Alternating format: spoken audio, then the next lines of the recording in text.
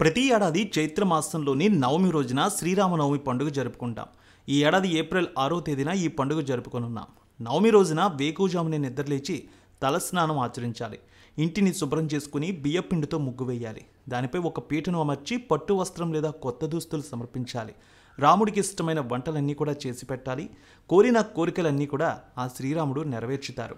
శ్రీరాముడికి ఎక్కువగా corn, cabbage వడలు, రవ్వ అప్పాలు, కోసంబరి, పానకం, వడపప్పు, అరటిపండ్లు పెట్టాలని పండితులు చెప్తున్నారు. వీటిని నైవేద్యంగా సమర్పించి భక్తితో పూజ చేస్తే నెల రోజుల్లోనే కోరిన కోరికలన్నీ నెరవేరుతాయని పండితులు చెప్తున్నారు. ఇవే కాకుండా వస్త్రాలను ఆ రోజు బ్రాహ్మణులకు దానం చేయాలి.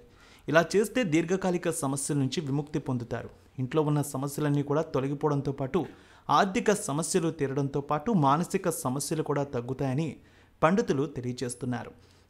శ్రీరామనవమి రోజు పండుగ హిందూ మతంలో చాలా పవిత్రంగా పరిగణించబడుతుంది. శ్రీరాముని జన్మదినం సందర్భంగా రామనవమి పండుగ జరుపుకుంటాం. హిందూ పురాణ గ్రంథాల్లో నవమి రోజున లోకరక్షకుడైన శ్రీ మహావిష్ణువు దశరథ రాజుకు శ్రీరాముడిగా జన్మించాడని చెబుతారు. శ్రీరాముడు చైత్రమాసం శుక్లపక్షం 9వ రోజున జన్మించాడు.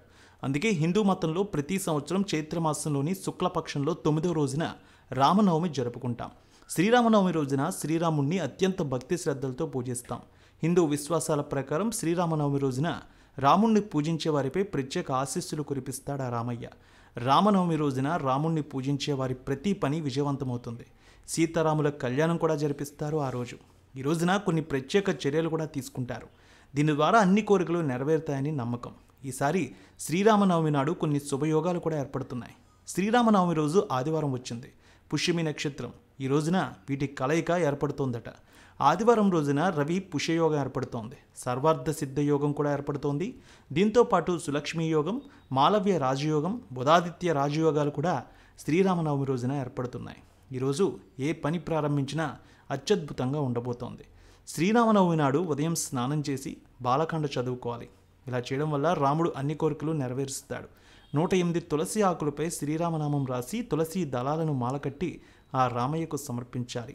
ఈరోజు పెసరపప్పు, బెల్లం ఎంత అయితే అంత వీలైనంత విరాళంగా అందించడం చాలా మంచిది రామ మందిరానికి.